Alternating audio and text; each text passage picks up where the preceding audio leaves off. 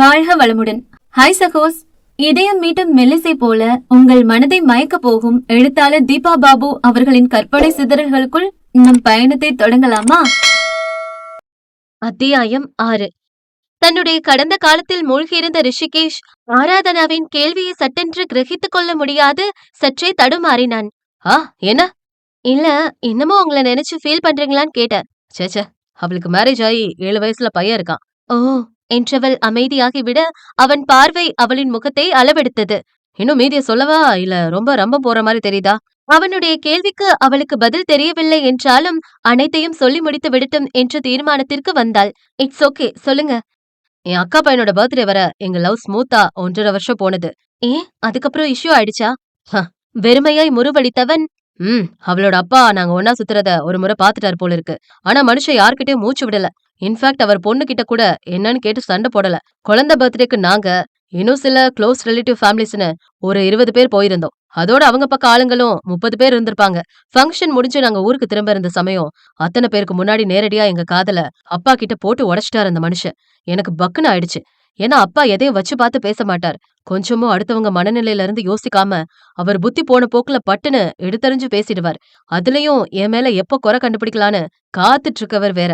உண்மையிலே அந்த நேரம் ரொம்ப கலங்கி போயிட்டேன். சடனா சிச்சுவேஷனை ஹேண்டில் பண்ணவும் வரல. என்னோட பதட்டத்தை பார்த்துட்டு என்னடான்னு முறைச்சுக்கிட்டே கேட்டாரு. நான் கிருத்திகாவை பார்த்தேன். அவளும் அரண்டு போய் நின்னுட்டு இருந்தா.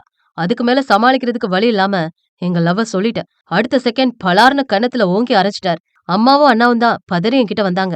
அப்பாவை கண்ட்ரோல் பண்ண பார்த்தாங்க. ஆனா அவர் அடங்கல. கிருத்திகா அப்பாவோ இந்த மாதிரி சண்டை சச்சரவு வேணாம் சம்மந்தி, நாங்க பொண்ணு எடுத்திருக்கோம், நீங்க குடுத்திருக்கீங்க. எனக்கு இவங்க காதல சுத்தமா உடன்பாடு இல்ல. பொண்ணு இன்ஜினியரிங் முடிக்க போறா. உங்க சின்ன பையன் வெறும் டிப்ளமோ தான். பெரிய பையனா கூட கொஞ்சம் ஒத்துக்க தோணி இருக்கும். பெங்களூர்ல நல்ல வேலையில இருக்காங்க. ஆனா எனக்கு என்ன சொல்றதுன்னு தெரியல. இது சரி வராது, விட்டுட சொல்லுங்க. என் பொண்ணுகிட்ட நான் பேசி புரிய வச்சுக்கிறேன். ஏதோ வயசு கோளாறுல செஞ்சுட்டா. வாழ்க்கை யதார்த்தத்தை எடுத்து சொன்னா புரிஞ்சுப்பா.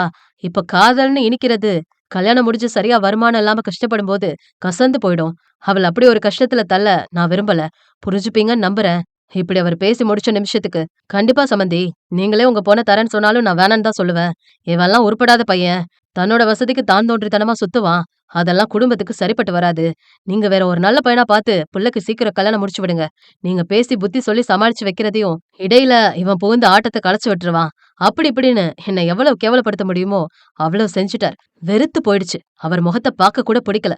ஊருக்கு போனதும் வீட்டை விட்டு கிளம்பிட்டேன். அப்படியே தள்ளி இருந்தலான்னு பார்த்தா அம்மா விடல. அவங்களுக்கு உடம்பு முடியாம போய் பார்க்க போன நேரத்துக்கு என் கைய புடிச்சுக்கிட்டு ஒரே அழுக. அந்த நேரம் என் ரோஷன் தான் பெருசுன்னு என்னால அவங்கள விட்டு கொடுக்க முடியல.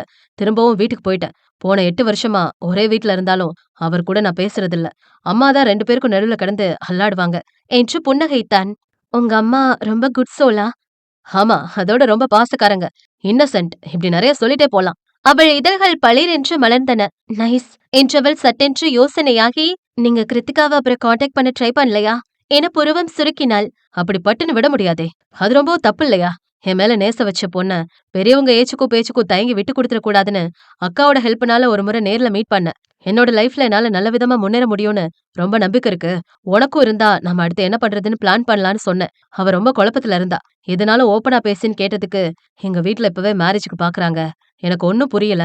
நான் வீட்டை விட்டுட்டு வந்தா உங்களால என்ன மேரேஜ் செஞ்சு கூட வச்சு காப்பாத்த முடியுமான்னு கேட்டா. அவ என்ன மீனிங்ல கேக்குறான்னு அமைதியா பார்த்தேன். இப்போ உங்க ஏஜ் ஜஸ்ட் 22 தானே, நான் 21. நம்ம வீட்டு சப்போர்ட் இல்லாம நம்மளால தனியா வெளியில மேனேஜ் செய்ய முடியுமான்னு ரொம்ப பயமா இருக்கு. எப்படியாவது 2 அப்பாவையும் பேசி சரி கட்டிட்டா நம்ம சேஃபான லைஃப ரன் பண்ணலாம். இல்லைன்னா கஷ்டமா போயிடும். நீங்க உங்க அப்பாவை சரி கட்ட பாருங்களேன்.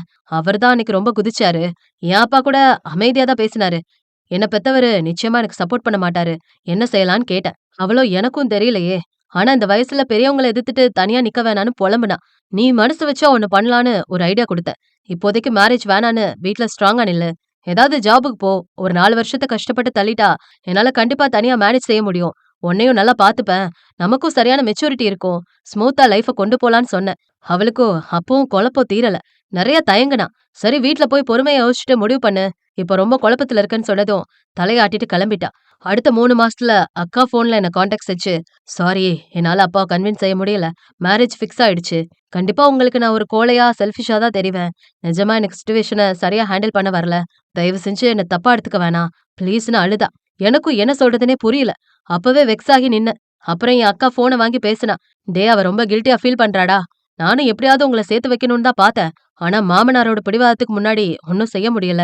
உங்க மாமாவும் இதுக்கு மேல அவனுக்கு ஹோப் கொடுக்காதீங்க, இவள மறந்துட சொல்லுங்கன்னு சொல்றாரு. எனக்கு தான் ரொம்ப கஷ்டமா இருக்குன்னு அவ ஒரு பக்கம் புலம்ப ஆரம்பிச்சிட்டா. கிருத்திகா கிட்ட போனை கொடுன்னு சொல்லி அவளோட பேசினேன். உன்னால இதுல இருந்து வெளியில வர முடியும்னு நம்பிக்கை இருக்கான்னு கேட்டேன். தெரியல, ஆனா வந்துதானே ஆகணும், வேற வழி இல்லன்னு அழுகையோட பேசினா. ஓகே, அப்ப நிம்மதியா மேரேஜ் செஞ்சுக்கோ.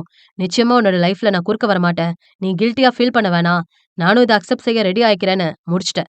என்னால யாருக்கும் சங்கடம் வேணான்னு அதுக்கப்புறம் அக்கா வீட்டுக்கு போறதே விட்டுட்டேன். அவ்வளோ ஊருக்கு வரும்போதெல்லாம் அழுது புலம்புவா. நான் புடிச்சு ஒரு கத்து கத்துனாதான் முணுமுணுன்னு என்ன திட்டிட்டு அடங்குவா. உங்க ஃபேமிலில அப்பா, அம்மா, அக்கா பத்தி சொல்லிட்டீங்க. அண்ணாவ பத்தி ஒண்ணுமே சொல்லல. அவனுடைய பேச்சில் குறுக்கிட்டு ஆராதனா கேள்வி எழுப்ப, அவனுக்கு என்ன சார், சரியான படிப்ஸ். அப்பாவுக்கு அடங்கின பிள்ளை. அவன் பாட்டுக்கு அவனோட லைஃப்ல பொண்டாட்டி பிள்ளைன்னு நிம்மதியா செட்டில் ஆயிட்டான். என்ன பெத்தவர் என்கிட்ட ஆடின ஆட்டத்தை பார்த்து மிரண்டு போய் கூட ஆபீஸ்ல லவ் பண்றேன்னு சொன்ன ஒரு பொண்ணுகிட்ட இதெல்லாம் எனக்கு சுத்தமா ஒத்து வராதுன்னு கையெடுத்து கும்பிட்டுட்டானா. என்கிட்ட ஒரு தடவை சொல்லி புலம்புனா. அண்ணி அப்பா பார்த்து முடிச்ச பொண்ணுதான், ரொம்ப நல்ல டைப். ஊருக்கு வர நேரம் உங்க அப்பாவுக்கு முன்னாடி அமைதியா இருக்கிறதுக்கே எனக்கு அவ்வளோ கஷ்டமா இருக்கே. நீங்கெல்லாம் எப்படித்தான் இத்தனை வருஷம் அவர் கூட குப்பை கொட்டுறீங்களோன்னு சலிச்சுப்பாங்க. அதுக்கெல்லாம் காரணம் உங்க மாமியார் தான் அண்ணி. ஒழுங்கா அவங்க புருஷன் கிட்ட டிவோர்ஸ் வாங்கிட்டு எங்களை தனியா வளர்த்திருந்தா நாங்களும் இவரோட தொல்லை இல்லாம ஹாப்பியா இருந்திருப்போம்.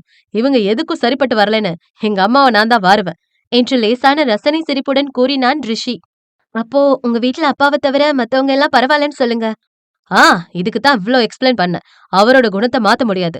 அவர்கிட்ட மட்டும் கொஞ்சம் தள்ளியே இருந்துக்கணும். மத்தபடி உங்களுக்கு எந்த ஒரு அவமரியாதையும் வரவிட மாட்டேன். இங்க இருக்கிற அளவுக்கு என்கிட்ட பெரிய வசதி கிடையாது.